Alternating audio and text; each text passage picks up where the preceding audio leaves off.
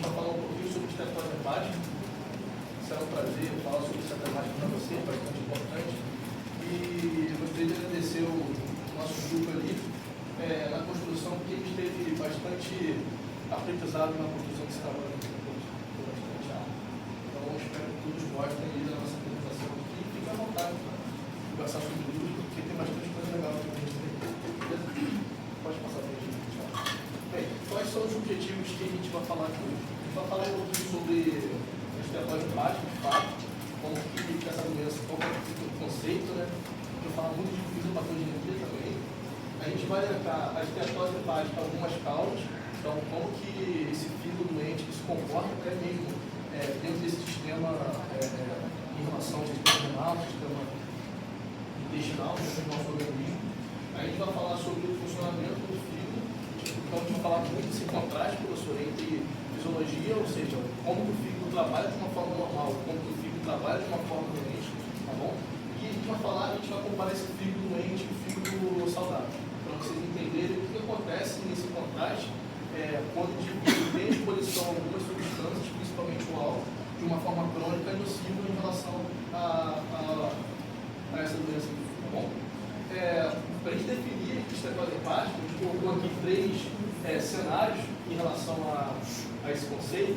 Quando a gente cria uma acúmulo de gordura nesse fígado, ou seja, o fígado fica incapaz de eliminar propriamente essa gordura, obviamente a gente pensa o que o fígado faz. O fígado tem a capacidade de gerar e sintetizar colesterol, que é uma substância muito importante, por exemplo, para formar a testosterona. Então, o fígado, quando ele perde essa capacidade, se ele tem uma exposição nociva, principalmente ao álcool, ele fica incapaz de eliminar essa gordura de uma forma natural e simples. Então, esse fígado, principalmente o hepatócito, que é a unidade funcional do fígado, ele começa a acumular gordura de uma forma anormal. Tá? Aí, com esse acúmulo de gordura, a gente tem essa segunda parte aqui, que a gente cria uma inflamação e um dano. E quando a gente traz um conceito patológico, a gente cria principalmente aquele conceito de patologia, que é um dano irreversível, ou seja, a própria fibrose.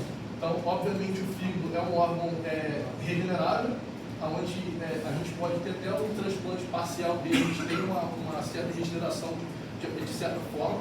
Entretanto, quando a gente cria esse dano, principalmente o dano exposto de uma forma crônica, ele perde a capacidade de fazer algumas funções fisiológicas por conta desse acúmulo de gordura, e a gente cria esse dano irreversível, que é a formação de fibrose.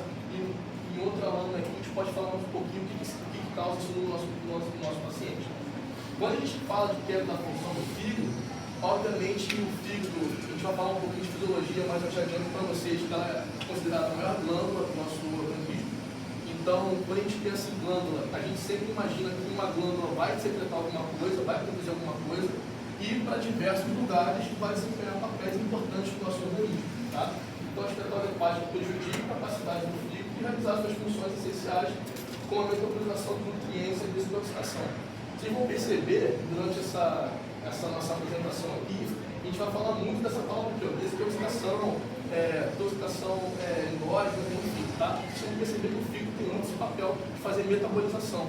Tanto que ele é considerado, e é interessante a gente imaginar isso, principalmente quem quer ser patologista, hepatologista, endocrinologista, o fígado é considerado uma fábrica metabólica, como diversos livros trazem para a gente também, tá? Pode passar no jeito dele. Quando a gente fala de fator de risco, relacionado à esteatose hepática, a gente tem a obesidade, diabetes, consumo excessivo de álcool, dieta rica em gorduras, ou seja, temos diversos fatores de risco que a gente pode desenvolver essa doença. A gente tem doenças relacionadas como o síndrome metabólica, resistência à insulina, muito relacionado ao diabetes tipo 2, tá, gente? E a doença hepática alcoólica também pode levar à esteatose. A gente tem duas subdivisões interessantes quando a gente discute esteatose, que a gente tem a doença hepática gordurosa não alcoólica e a gente tem a doença hepática gordurosa alcoólica. Quando, obviamente, a não alcoólica está muito relacionada a questões metabólicas, principalmente diabetes tipo 2, e a exposição ao álcool, e claro que a exposição ao álcool de uma forma crônica, tá, gente? Porque a gente já tem uma exposição ao álcool de uma forma natural, até as pessoas que não são intimistas, mas a gente tem esse comportamento desses dois lados de contraste dessa doença. Então a gente pode ter exposição ao álcool ou não exposição ao álcool, tá? E a gente tem a genética e medicamentos, onde fatores genéticos e certos medicamentos também podem contribuir para o acúmulo de gordura no fígado. Tá? Pode passar aqui. Quando a gente chega na fisiologia do fígado, isso aqui é só uma prévia que a gente vai discutir o comportamento normal que o fígado tem no nosso organismo. A gente tem três pilares básicos do que o fígado faz no nosso organismo. Quando a gente extrai o fígado como uma fábrica metabólica, a gente cria um metabolismo, ou seja, ele tem a capacidade de fazer metabolismo, a de quê? Carboidrato e proteína. Tá, faz também desintoxicação, ou seja, o fígado é responsável por filtrar e eliminar toxinas e substâncias nocivas do nosso organismo. Tá? Essa desintoxicação aqui, eu gosto muito de fazer uma analogia, principalmente a medicamentos. Então, por exemplo, medicamentos psicotrópicos, o fígado é responsável por fazer essa desintoxicação desses medicamentos de uma forma bem eficiente. Tá? Quando a gente fala de armazenamento, o fígado também, das milhares de funções que o fígado tem, ele também tem capacidade de armazenar coisas. O que ele vai armazenar? Ele vai armazenar vitaminas, principalmente vitamina A, vitamina E, vitamina D. Ele armazena outra coisa muito importante, que é a glicose da forma em glicogênio, tá, gente? Ou seja, o indivíduo, ele come o alimento, ele gera glicose e o fígado, ele armazena essa glicose em forma de glicogênio e ele converte novamente esse em glicogênio em glicose através da glicogenólise ou gliconeogênese para gerar energia no nosso organismo, caso a gente precisar de uma forma emergencial. Entendeu? Deixa eu tirar a voz aqui. Quando a gente vem para as funções fisiológicas, e uma série de funções fisiológicas que a gente vai ter dentro do fígado, a gente tem o metabolismo da glicose, conforme eu passei para vocês agora. A gente vai ter a conversão da amônia, ou seja, quando o nosso organismo ele precisa utilizar proteína para gerar energia, toda vez que esse processo acontecer, a gente vai ter uma degradação de outras substâncias. E, por exemplo, o nosso organismo precisou de uma proteína específica e utilizar certo aminoácido para gerar energia ou do mecanismo. Esse subproduto vai ser a famosa amônia, que é o NH2. Tá? Quando essa amônia chega no fígado, esse fígado precisa converter essa amônia em ureia para ser conduzido para o rim e o rim excretar essa ureia de uma forma natural. Tá? Se esse fígado está doente, a gente não converte a amônia em ureia. E a amônia em alta concentração no organismo é tóxica e causa a famosa encefalopatia hepática. Tá? Só para a gente entender aqui o papel da amônia no nosso organismo. Quando a gente vai para o metabolismo das proteínas, é interessante, e eu trago até meu trabalho profissional para o desempenho do fígado, que o fígado ele é capaz também de sintetizar proteínas. Então, por exemplo, ele sintetiza o fibrinogênio e também sintetiza também a vitamina K. O que a vitamina K faz a nível do nosso organismo? Ela tem a capacidade de sintetizar a própria umbina, que tem um papel ultra, mega, hiper importante na cascata de coagulação, ou seja, no sangramento. Por isso que as criancinhas, ao nascer, tomam uma dose de vitamina K para evitar o sangramento neonatal. Por quê? Porque o fígado não está maturo o suficiente para gerar esse processo em relação ao organismo. Tá? Quando a gente vai para o metabolismo dos lipídios, é interessante que é uma das principais causas aí do fígado não conseguir eliminar de uma forma natural o suficiente essa gordura. A gente traz os ácidos graxos como um ponto muito importante, ou seja, o fígado tem a capacidade também de metabolizar esses ácidos graxos para quê? Para gerar energia. Tá, gente? Aí, é interessante aqui, ó, ácidos graxos e seus produtos metabólicos usados para a síntese de colesterol, aí tem glicina, lipoproteínas e outros lipídios complexos. Beleza? Passa para a gente ver. Bem, terminando assim o apanhado, gente, de fisiologia hepática, a gente tem o armazenamento de vitaminas, tá? Que eu passei para vocês. Armazena outra substância muito importante também, que é o ferro. Tá? O ferro, ele ligado aos glóbulos vermelhos, ou seja, aos eritrócitos, a gente também pode evitar também a anemia, tá, gente? Ou seja, o ferro tem um papel importante nesse ponto aqui. Tá? Quando a gente vê o metabolismo dos medicamentos, conforme eu passei para vocês, ele também tem capacidade de filtrar e desintoxicar o organismo na exposição desses medicamentos, principalmente os psicotrópicos. Aí entra opioides, barbitúricos, sedativos, anestéticos, vitaminas, entre outros também. Tá? Quando a gente vai para esse contraste aqui, ó, entre formação da bile e expressão da bilirrubina, a gente tem o seguinte comportamento do fio. Com a degradação do eritrócito, ou a degradação desse tipo de molécula, a gente tem um subproduto que é a bilirrubina. O problema é que a bilirrubina ela cai na corrente sanguínea com uma forma não conjugada, ou seja, ela não vai ser solúvel em água. Então, se ela fica em alta concentração no corpo, ela é prejudicial. Quando essa bilirrubina não conjugada ela chega no fígado, aí é interessante que a gente precisa imaginar o seguinte: mas como que esse sangue chega no fígado? Ele chega através, 80% desse sangue chega através da via porta, tá, gente? Tanto que tem alguns autores que chamam de fluxo venoso portal, e 20% desse fígado chega através da via arterial, que chega através da artéria hepática comum, que é o ramo da artéria, aorta, da porção torácica, porção abdominal, tá, gente? Então, ou seja, 20% chega pela via arterial e 80% pela via hepática, via venosa. Aí, é interessante quando a gente imagina esses 80% de via portal, que todos os órgãos retroperitoneais têm esse fluxo totalmente complexo e nexo para ver a porta, para passar para o fígado e retornar para os seus órgãos de origem e seguir o fluxo caminho para ver a capa inferior para chegar para acontecer a circulação, pequena circulação ou grande circulação novamente. Tá? Então, essa bilirrubina ela precisa ser convertida em bilirrubina conjugada para ser hidrossolúvel e para ser eliminada na primeira porção do intestino ou metabolizada, que é no duodeno, tá, gente? Quando a gente fala do fígado, existe uma tríade interessante entre fígado, pâncreas e intestino. Desculpe se eu estou batendo muito nessa tecla de anatomia e fisiologia, mas não tem como a gente entender isso sem entender aquilo. A gente imagina que existem vias aqui que são vias biliares, ou seja, o fígado produz a bile. Tá? A bile é responsável também por carregar a bilirrubina para o intestino, desce pelos ductos biliares, entende? E o ducto colético, que é o ducto cístico mais o ducto pancreático, que a gente viu lá em anatomia desse semestre, que é responsável por secretar essa substância e cair na primeira porção do intestino, que é o duodeno, para acontecer a emancipação da gordura, eliminação da bilirrubina e todo esse processo aqui. Tá? A formação da bile, conforme eu passei para vocês agora, também tem essa capacidade também de ser sintetizada aqui e ser eliminada na primeira porção do intestino. Tá, gente?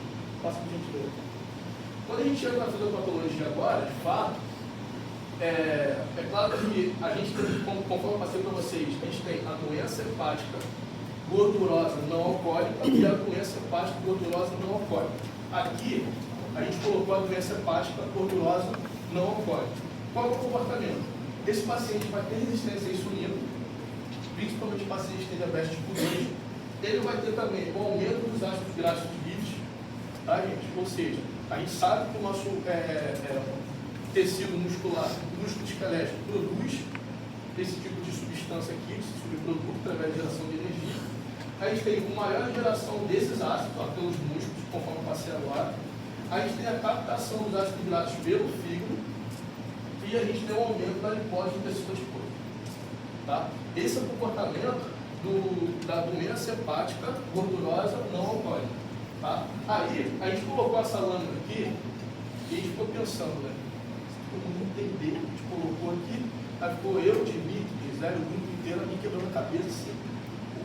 Se a gente colocaria em forma de fluxograma, ou se a gente colocaria em tópicos.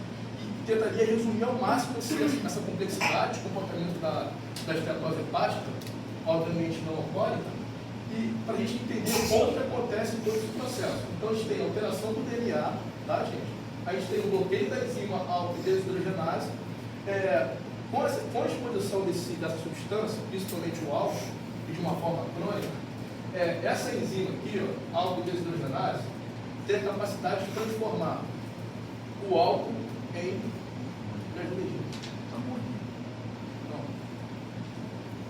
acetaldeído.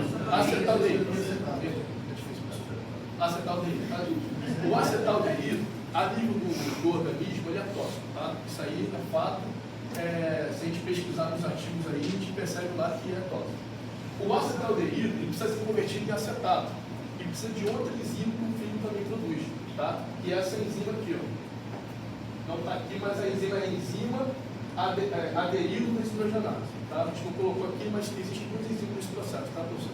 Uma enzima para converter o álcool em acetaldeído e outra enzima que é o aderido à deshidrogenase para converter o acetaldeído em acetato. Tá? E a forma do álcool em acetato, ele é excretado pela via renal de uma forma super tranquila. Tá?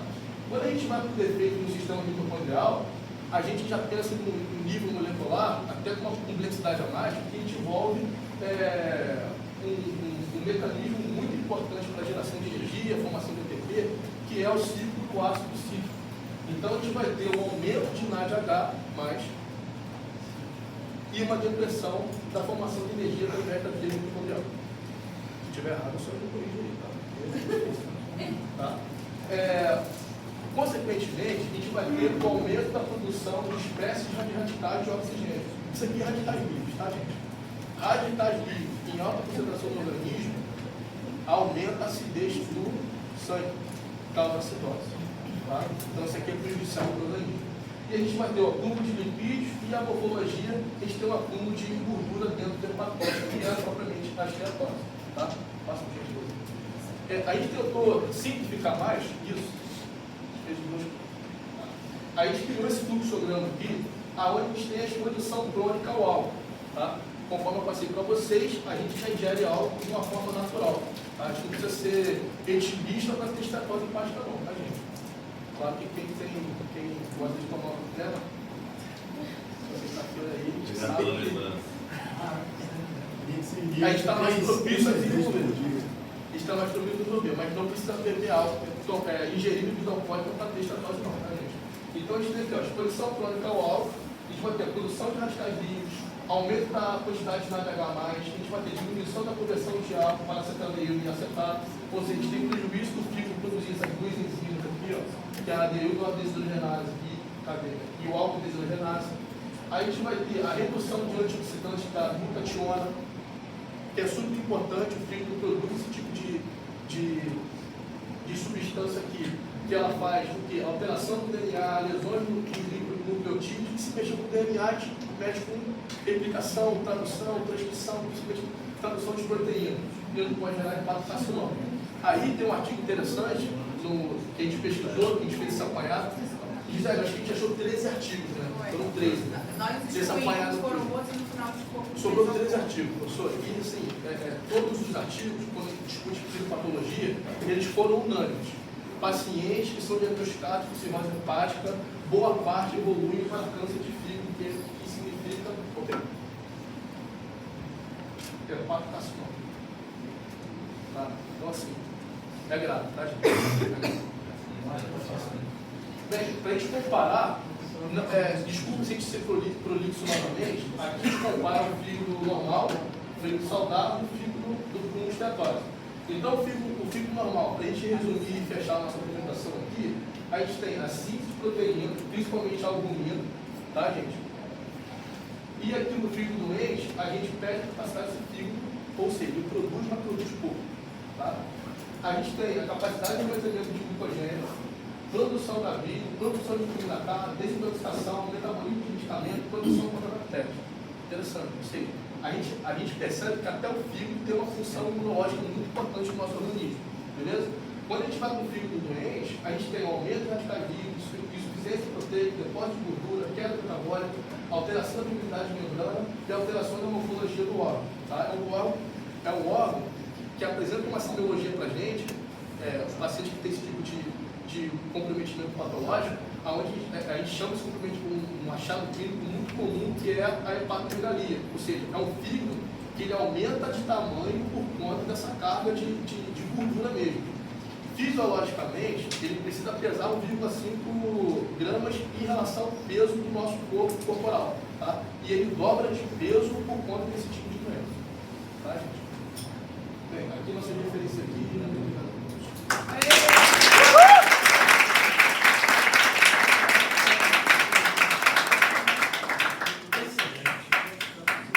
Parabéns.